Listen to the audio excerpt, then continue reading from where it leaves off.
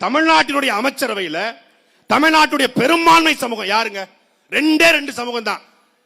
இவங்க சில பேர் வந்து தேவமாறும்பாங்க, சில பேர் கோணாக்கம் மாறும்பாங்க, சில பேர் முத்திரையர்பாங்க. முத்திரையர் 1 கோடி, தேவமாறு 1 கோடி, தேவர்லிங் கல்லர் 1 கோடி, அகமுடையார் 1 கோடி, மறவர் 1 கோடி, மறவருக்குள்ள கொண்டையங்கோட்டை மறவர் 1 கோடி, கொண்டையங்கோட்டை இல்லாத மறவர் 1 கோடி, ஆளாளுக்கு ஒன்று சொல்லுவாங்க. அகமுடையார்ல அந்த அகமுடையார், அம்பல அகமுடையார் அது ஒன்று சொல்லுவாங்க.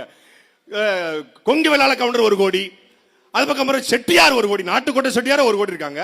இப்படி ஆளாளுக்கு சொல்லுவாங்க. ஆனா உண்மையிலேயே 2 கோடிக்கு மேல இருக்கிற ஒரு சமூகம் பறையர் சமூகம். சென்னை தொடங்கி கன்னியாகுமரி வரைக்கும் பறையர்கள் இல்லாத ஊர் கிடையாது. அதே போல பெரும்பான்மை சமூகம் நம்முடைய வன்னியர் சமூகம். வன்னியர் பறையர் ரெண்டும் பெரும்பான்மை சமூகம்.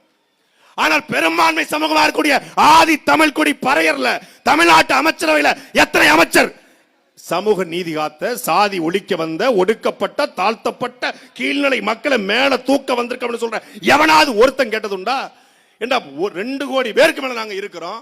நாங்க இல்லாத ஊர் இல்ல. நாங்க ஓட்டு போட்டதான் எவனும் ஜெயிக்க முடியும். ஆனால் எங்களுக்கு ஏன் ஒரு அமைச்சரை தவிர யாரும் இல்ல.